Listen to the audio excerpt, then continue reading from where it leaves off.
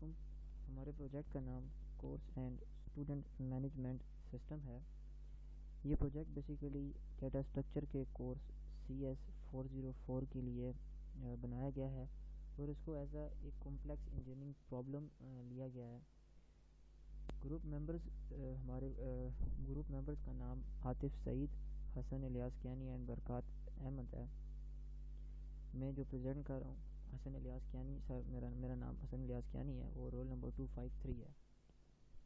Introduction इस project का हम इस तरह से सर आप कंसिडर करें इसको कि हमने कोशिश ये की है कि course management system and student management system को कंबाइन करके इन दोनों प्रैक्टिकल एप्लीकेशंस को हमने C++ में इम्प्लीमेंट करने की कोशिश की है। हमारा मेन फोकस ये था कि हम डेटा स्ट्रक्चर के एल्गोरिथम्स को यूज़ करें इसको इम्प्लीमेंट करने के लिए। And most of the previous concept भी हम लोगों ने इसके यूज़ किए हैं, जैसे कि ऊप के एंड FOP के।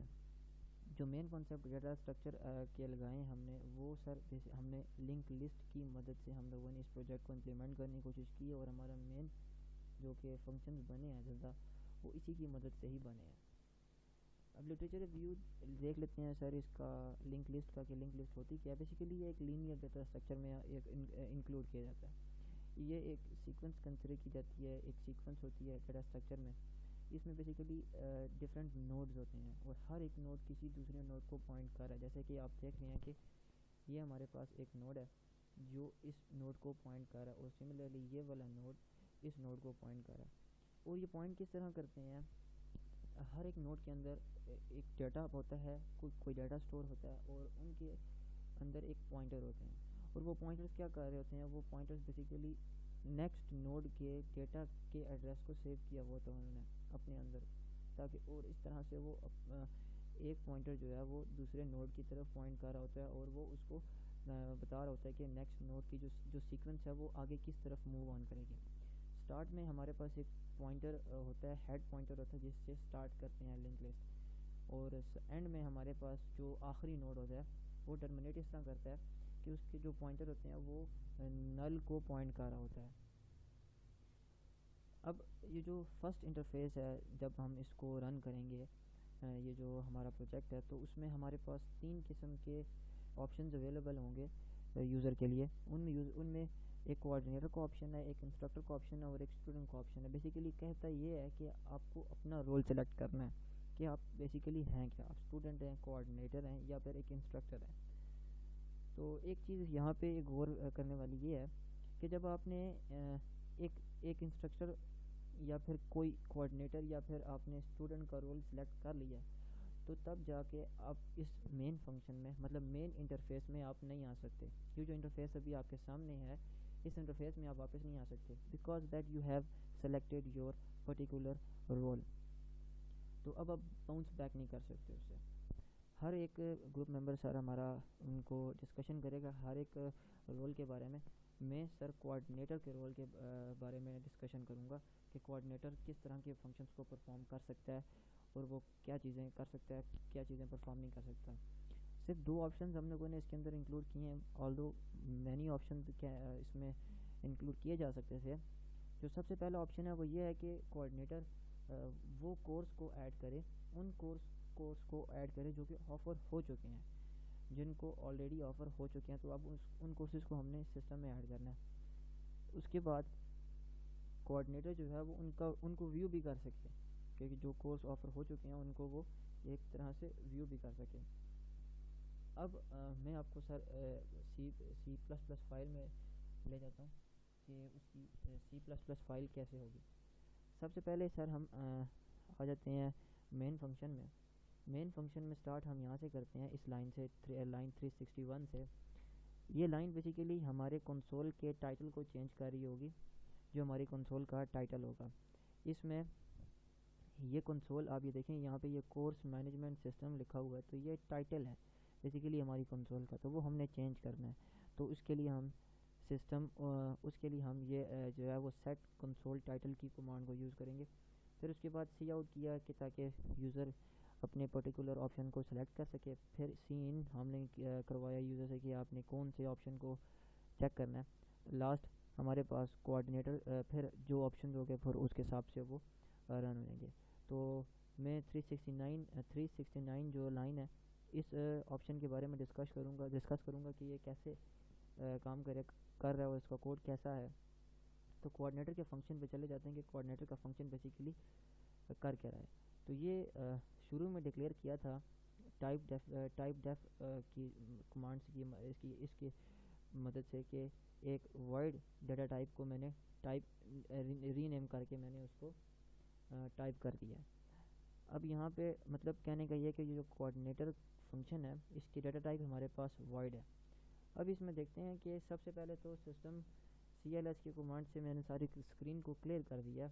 यहाँ पे देखें आप, जब मैं कोऑर्डिनेटर 1 को क्लिक करूँगा तो पहले स्क्रीन सारी क्लियर हो जाएगी और फिर उसके बाद ये हमारे पास इंटरफेस आ जाएगा।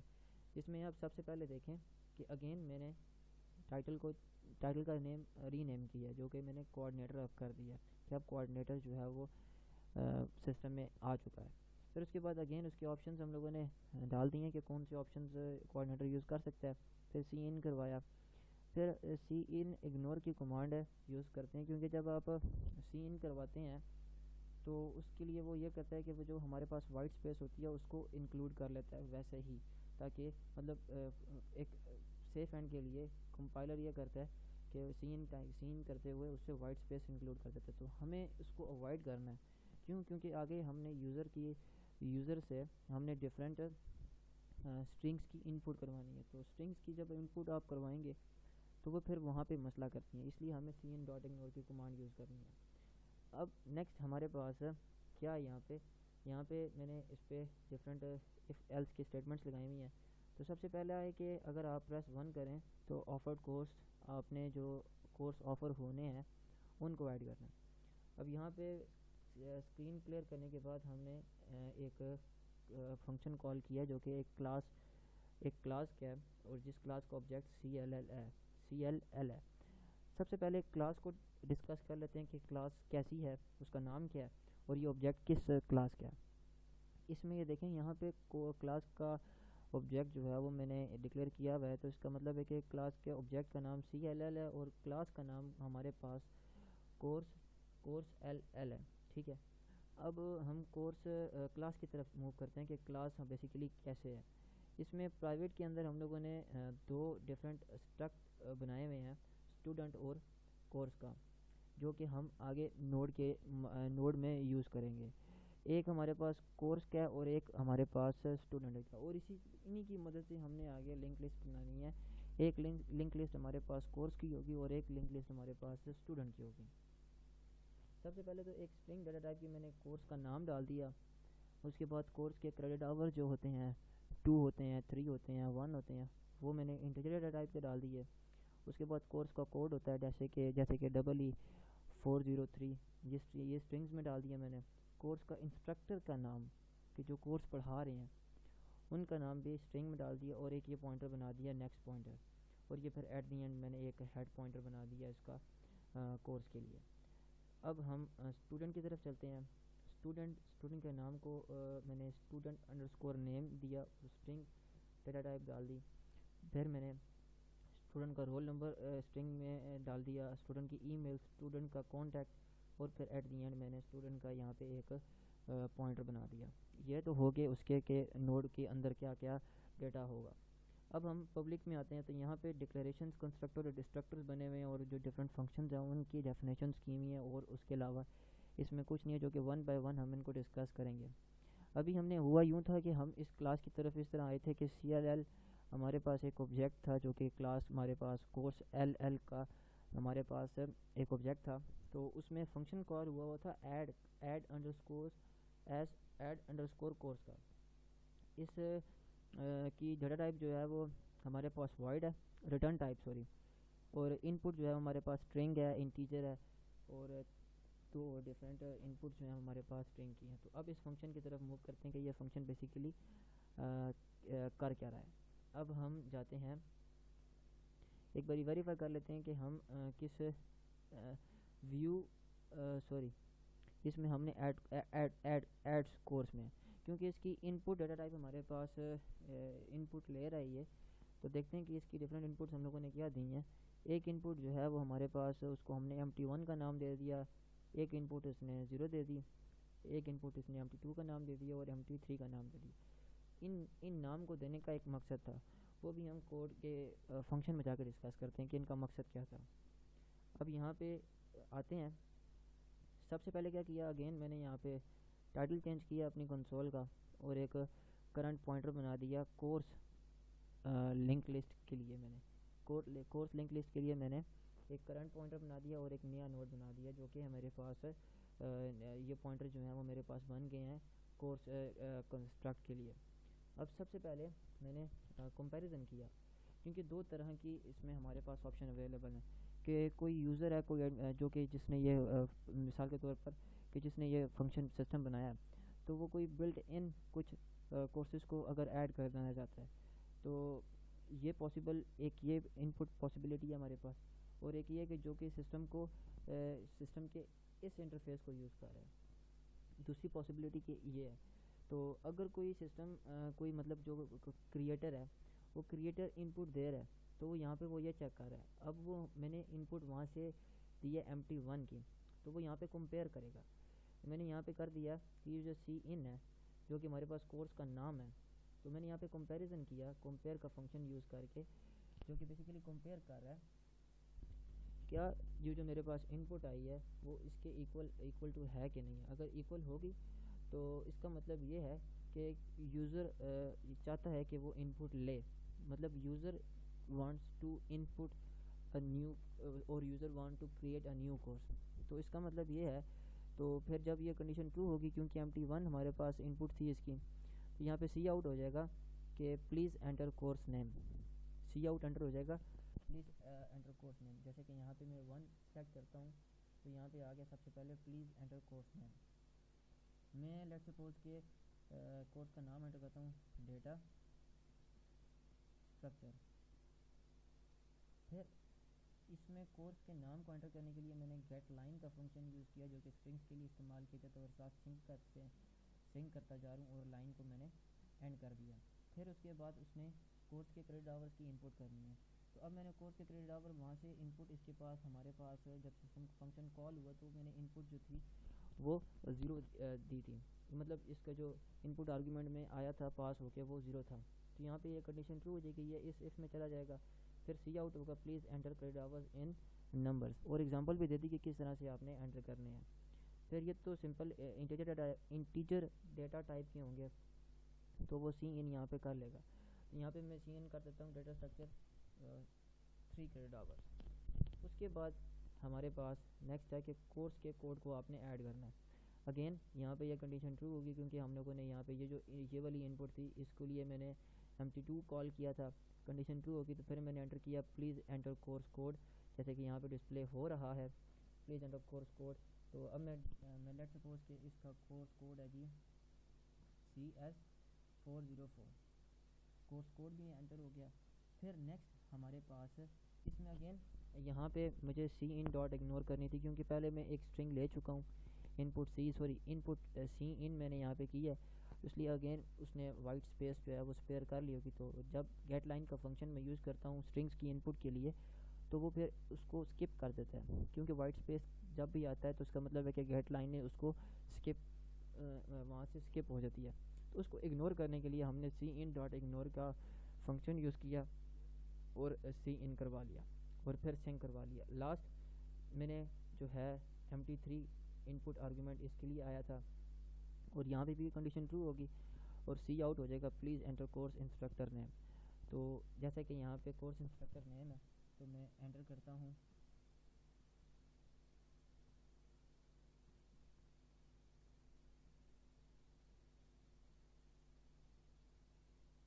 एंटर कर दिया।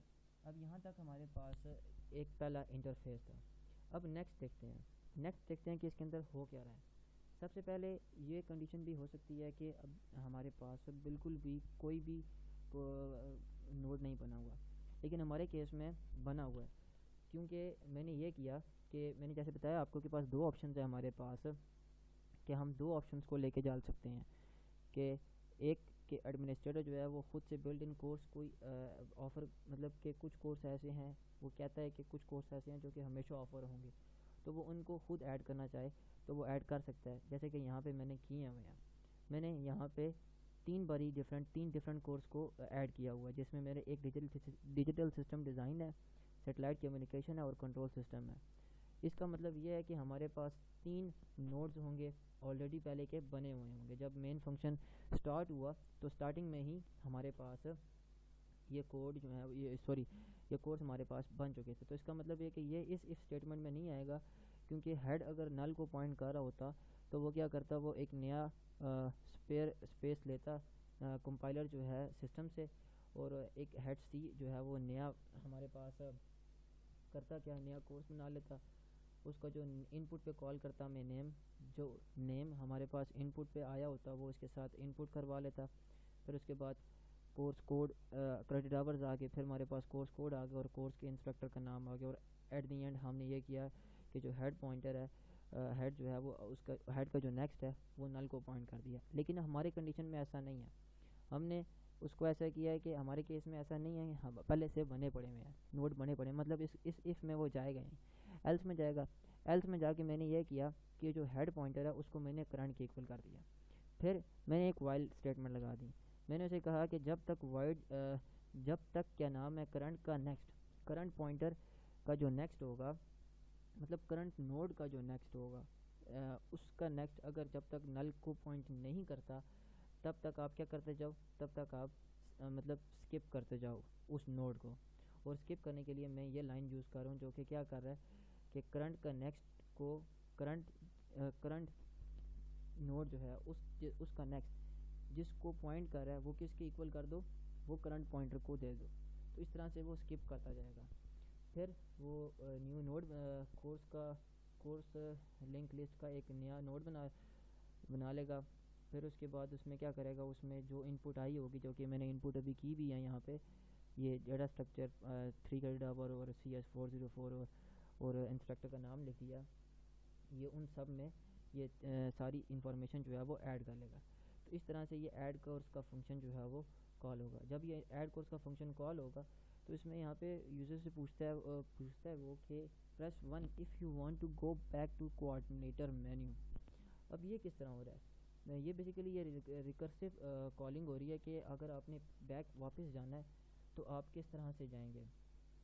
तो आपने अगर वापस जाना, मतलब if you want to perform another operation as being a coordinator so that you can perform that. तो अब यहाँ पे मैंने अगेन सी आउट किया, फिर मैंने एक सी इन करवाई कि अगर हमारे पास ये कंडीशन ट्रू होगी कि M1 के इक्वल होगा, क्योंकि प्रेस 1 करवाया यूज़र से मैंने, अगर वो वापस अपने फंक्शन कोऑर्डिनेटर मेन के मेन्यू में जाना चाहता है तो मैंने दोबारा इसी फंक्शन को कॉल कर दिया और वो अगेन उससे क्या नाम है ऑपरेशन परफॉर्म करवाएगा।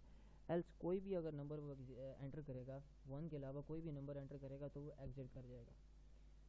अब हम क्या करते हैं, क्योंकि इसके फंक्शन को पूरा हम लोगों ने समझना है तो इसलिए अभी मैं वापस इस फंक्शन में वापस चला जाता हूँ। अब इसमें दूसरा फंक्शन है हमारे पास व्यू ऑफर्ड कोर्स का। तो अब हम व्यू ऑफर्ड कोर्स पे चले जाते हैं, क्योंकि अब यहाँ पे कोऑर्डिनेटर का फंक्शन दोबारा कॉल हो चुका है, क्योंकि 1 की इनपुट हम लोगों ने की है। तो अगेन ये स्टार्ट यहाँ से करेगा, फिर सिस्टम को कंसोल को क्लियर कर देगा, टाइटल उसका दोबारा नाम रीनेम कर देगा और अगेन उनसे यूज़र से ये सारी इनपुट यूज़र को सारी ये ऑप्शंस देगा। फिर उसके बाद चूँकि अब मैं दूसरे फंक्शन की तरफ मूव ऑन करूँगा तो वो व्यू ऑफर्ड कोर्स का है, जो कि 2 प्रेस करने पे आएगा। अब जब हम 2 प्रेस करने पे आए तो यहाँ पे अगेन मैंने सिस्टम को क्लियर किया। फिर उसके बाद मैंने एक जो ऑब्जेक्ट क्रिएट किया था CLL, उसके लिए मैंने एक व्यू अंडरस्कोर कोर्स का फंक्शन कॉल कर लिया। अब हम व्यू अंडरस्कोर कोर्स के फंक्शन पे जाते हैं कि ताकि कोर्स को व्यू किया जा सके। यहाँ पे सबसे पहले मैंने क्या किया, मैंने जो मेरा हेड है, मेरी लिंक लिस्ट का हेड है, वो मैंने करंट पॉइंटर के इक्वल कर दिया। और वो पॉइंटर किस लिंक लिस्ट का है, वो पॉइंटर कोर्स लिंक लिस्ट का है, ठीक है। अब हमारे पास इसमें सबसे पहली लाइन जो है वो ये कर रही है कि वो हमारे पास फिल करेगी 120 स्पेसेस के साथ, मतलब 120 जो है वो हमारे पास स्टैटिक डाल के ये उसको फिल करेगी।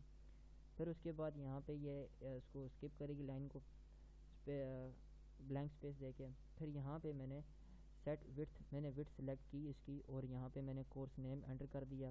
तो ये सारी जो टेबल है, ये टेबल बनाने के लिए लाइंस जो हैं वो इस्तेमाल होंगी। फिर इनको मैं स्किप करता हूँ क्योंकि ये मेन फोकस नहीं था इनका, कि कोर्स का ये फोकस मेन नहीं है, जो कि मेन फोकस है उसकी तरफ मूव ऑन करते हैं। अब जब क्योंकि हमारे पास एक से ज़्यादा नोड है और पहले से भी हमारे पास 3 नोड बने हुए थे और एक नोड हम लोगों ने और ऐड कर दिया जो कि डाटा स्ट्रक्चर का था, तो उसके लिए वो ये कहता है कि जब तक करंट पॉइंटर जो है वो नल के इक्वल नहीं हो जाता, मतलब जब तक करंट पॉइंटर के अंदर जो एड्रेस स्टोर है वो नल के इक्वल नहीं हो जाता, तब तक क्या करो, तब तक आप ये करो कि आप कोर्स के नेम को शो करो, कोर्स के नाम को शो करो, उसके बाद कोर्स के क्रेडिट आवर को शो करो, कोर्स के कोर्स कोड को शो करो और कोर्स के इंस्ट्रक्टर को शो करो। और जब ये शो कर लिया आपने जिस नोड पे वो होगा, उसके बाद आपने सिंपल स्किप करना, जैसे कि हम पहले भी स्किप कर चुके हैं। तो इसको हम देखते हैं कि किस तरह से रन करके देखते हैं कि ये किस तरह से होगा। अब यहाँ पे जब मैं 2 के ऑप्शन को क्लिक करूँगा तो यहाँ पे ये देखा जा सकता है कि ये एक टेबल की फॉर्म में मुझे course name, course credit hours, course code, course instructor name हमारे पास सारे आ गए। और आप ये देख सकते हैं कि जो कि हम लोगों ने इनपुट किया था डाटा स्ट्रक्चर का कोर्स, वो भी यहाँ पे अवेलेबल है। तो ये हमारे पास कोऑर्डिनेटर का फंक्शन जो है वो यहाँ पे आके एंड कर जाता है और कोऑर्डिनेटर की कोई मोर ऑप्शन नहीं है। So thank you.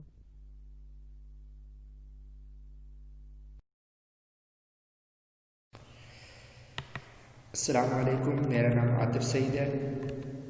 आज मैं आपको course and student management system में इंस्ट्रक्टर के 3 फंक्शंस को प्रेजेंट करूँगा, जिनमें instructor can view enrolled students, instructor can add new student, instructor can remove student. सबसे पहले मैं instructor can view enrolled student को डिफाइन करता हूँ। इसके कोड पे जाते हैं। ये इंस्ट्रक्टर कैन ऐड स्टूडेंट जो है, ये एक फंक्शन है जो कि इसकी डाटा टाइप जो कि वॉइड है with no return data type, और इसमें 4 इनपुट आर्गुमेंट्स हैं, student name, student roll number, student email address, student contact number. जब ये फंक्शन कॉल होगा तो जो टाइटल कंसोल टाइटल है वो ऐड स्टूडेंट के नाम से चेंज हो जाएगा। इसमें हमने 2 पॉइंटर क्रिएट किए, current and new node pointer. और सबसे पहले ये देखा जाएगा कि आया कि लिंक लिस्ट एम्प्टी है या उसमें एडमिनिस्ट्रेटर ने पहले से डाटा एंटर किया हुआ है, पहले से डाटा सेव किया हुआ है कि नहीं। अगर तो लिंक लिस्ट एम्प्टी है तो ये जो इफ़ की कंडीशन लगी ये ट्रू हो जाएगी। जब ये ट्रू हो जाएगी तो इसमें क्या होगा, इसमें ये होगा कि स्टूडेंट लिंक लिस्ट में एक नया नोड क्रिएट हो जाएगा और जो हेड है वो उस नोड के इक्वल हो जाएगा। और उसके बाद हम जैसे जैसे डाटा एंटर करते जाएंगे, student name, student roll number, student email और स्टूडेंट कॉन्टैक्ट, यूज़र अपना डाटा एंटर करेगा इसमें। और लास्ट में हमारा जो हेड है, हेड का नेक्स्ट है, वो नल के इक्वल हो जाएगा।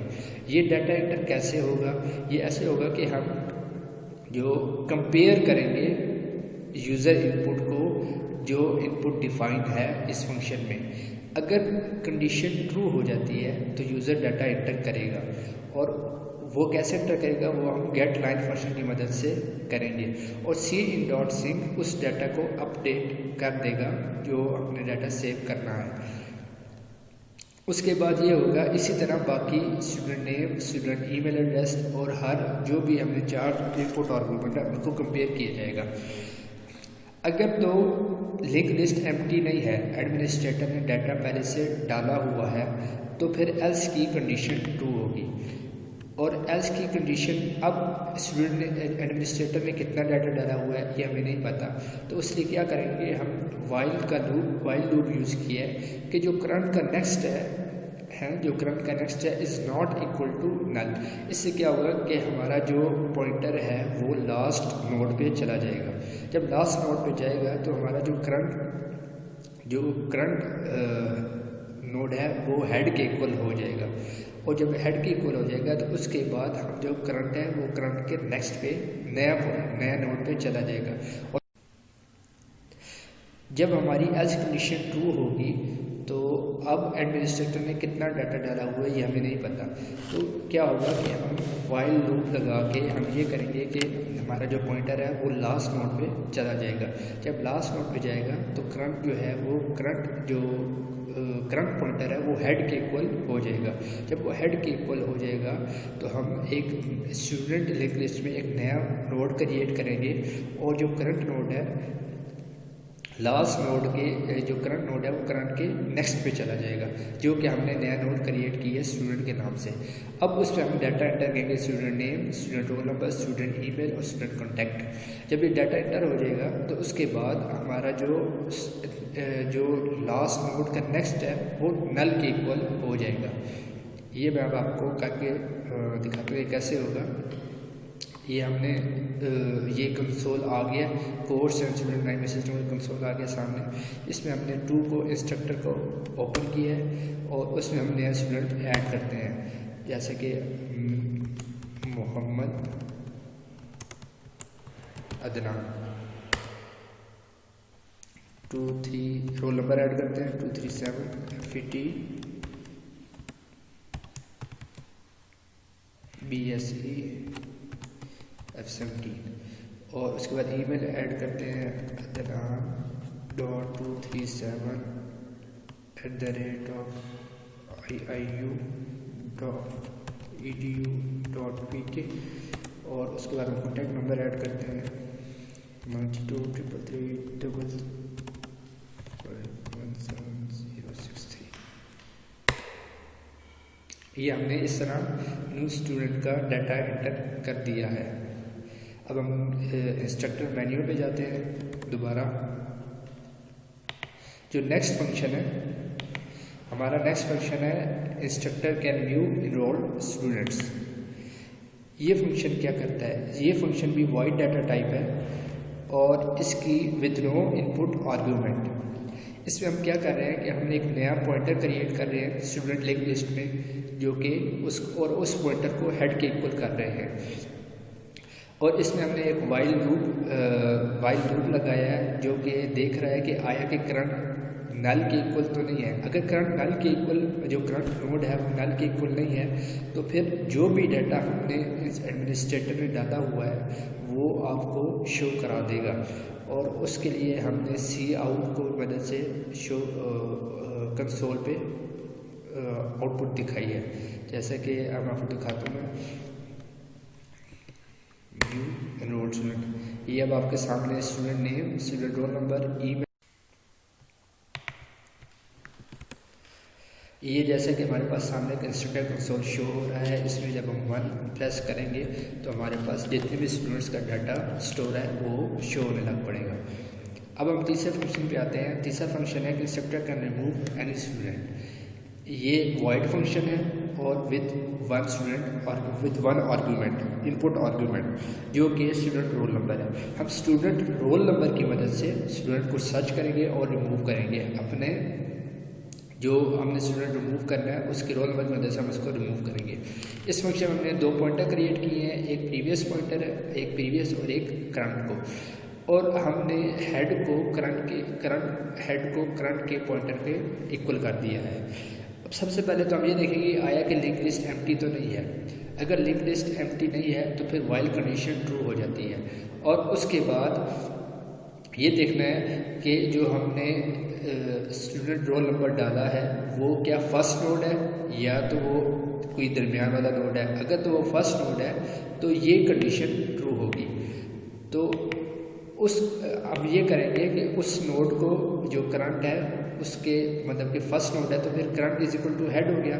जब current is equal to head है तो हम ये करेंगे करंट को डिलीट करेंगे और हेड को करंट के नेक्स्ट के इक्वल कर देंगे। मतलब कि उस नोड को डिलीट करके जो करंट पॉइंटर है वो नेक्स्ट पे शिफ्ट हो जाएगा। जो हमारे पास जो हेड है वो नेक्स्ट पे शिफ्ट हो जाएगा। और अगर तो हमारा जो हम सर्च कर रहे हैं रोल नंबर वो हमारे पास फर्स्ट नोड नहीं है, वो हेड के इक्वल नहीं है, तो फिर क्या होगा कि हम ये करेंगे कि जब स्टूडेंट रोल नंबर जो हमने सर्च करना है जो हमने स्टूडेंट रोल नंबर सर्च करना है, जब हम उस पर पहुँचेगा तो फिर ये करेगा कि जो प्रीवियस का नेक्स्ट है, जो करंट के जो प्रीवियस का नेक्स्ट है वो करंट के नेक्स्ट के इक्वल हो जाएगा। ये ऐसे ही है कि फ़र्ज़ करें कि हमारे पास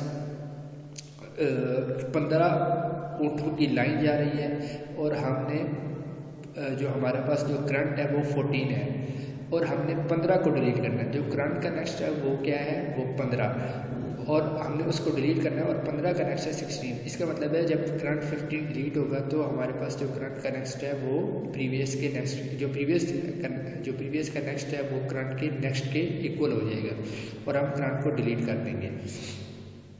ये और एक ये हो सकता है, एक कंडीशन इसमें ये है कि हमने जो रोल नंबर एंटर किया है वो हमारे पास ट्रू नहीं है, वो डाटा एंटर है ही नहीं, वो जो स्टूडेंट हम ढूंढना चाह रहे हैं वो इसमें एंटर नहीं है। तो हमारे पास ये आ जाएगा student roll number is not found. ये मैं आपको दिखाता हूँ कंसोल पे।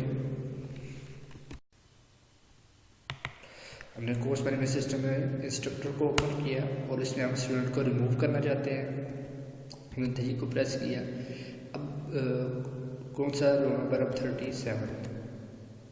अब हमने गलत रोल नंबर एंटर किया जिसकी वजह से लिखा हुआ है कि roll number 37 is not found. हम दोबारा जाते हैं इंस्ट्रक्टर पे और रिमूव करते हैं 2 3 5 FET BSE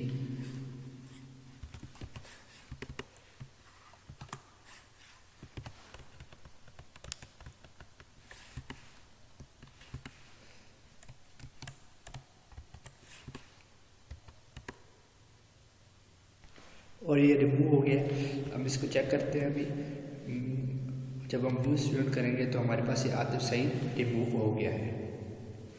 अब मैं बरकात अहमद को मौका दूंगा कि वो आगे प्रेजेंटेशन को कंटिन्यू करें।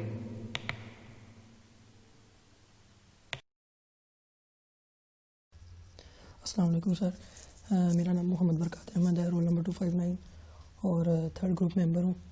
तो ये हमारा टास्क है, जैसा कि पहले एक्सप्लेन किया गया है मेरे 2 ग्रुप मेंबर्स ने। अब मैं इसको कंटिन्यू करता हूँ। तो सबसे पहले इसको रन करता हूँ। अच्छा, सबसे पहले ये मेन फंक्शन काम करेगा, इंट मेन के अंदर आएगा, जिसके अंदर ये क्या करता है कि आउटपुट पे ये शो करेगा कंसोल मैनेजमेंट सिस्टम आ जाएगा इसका यहाँ पे। फिर दूसरे नंबर पे ये आ जाएगा सी आउट हमने किया हुआ है कोर्स मैनेजमेंट सिस्टम। और इसके अंदर ये है कि आपका रोल क्या डिपार्टमेंट के अंदर, आप यहाँ तो कोऑर्डिनेटर हो सकते हो, यहाँ पे इंस्ट्रक्टर हो सकते हो, यहाँ पे स्टूडेंट हो सकते हो। और नंबर 4 चीज़ अगर आप एग्जिट करना चाहो तो वो कर सकते हो। तो यहाँ पे जब हम लोग प्रेस 2 करेंगे तो इंस्ट्रक्टर, तो जब हम लोग प्रेस 2 करेंगे तो ये इफ स्टेटमेंट चलेगा जिसके अंदर ये होगा कि कंसोल को क्लियर करेगा और इंस्ट्रक्टर का फंक्शन कॉल कर देगा। तो प्रेस 2 करता हूँ मैं। तो मेरा बेसिकली काम ये है कि इन 3 पॉइंट्स को डिस्कस करना कि अपडेट। तो सबसे पहले देखते हैं, प्रेस 4 करते हैं। अच्छा, यहाँ पे ही होगा कि ये जो इंस्ट्रक्टर के फंक्शन में चला जाएगा। तो अगर मैं इंस्ट्रक्टर के फंक्शन के अंदर चला जाऊँ तो वो ये है, ये इंस्ट्रक्टर का फंक्शन है। तो यहाँ पे ये इसने इंटरफेस शो की है सबसे पहले, यही वही होगी इंटरफेस शो की है। तो यहाँ पे कह रहा है कि आप कौन सी इनपुट देना चाहोगे, z = 1 2 3 4। तो क्योंकि मेरा अपडेट से शुरू होता है तो मैं इसको 4 प्रेस करूँगा उससे पहले कि मैं इधर आ जाऊँ, z = 4। फाइन, तो मैं प्रेस 4 करूँगा। तो अब ये मुझे कह रहा है ओके 4 क्या करेगा कि सबसे पहले इसका क्लियर कर देगा सिस्टम को और उसके बाद स्ट्रिंग ले रहा है एक और कंसोल का नाम चेंज कर रहा है स्टूडेंट, अपडेट स्टूडेंट इन्फॉर्मेशन। उसके बाद उसने ये शो किया कि enter role number student, enter roll number two update student. तो मैं इसका रोल नंबर एंटर कर देता हूँ 259 समथिंग।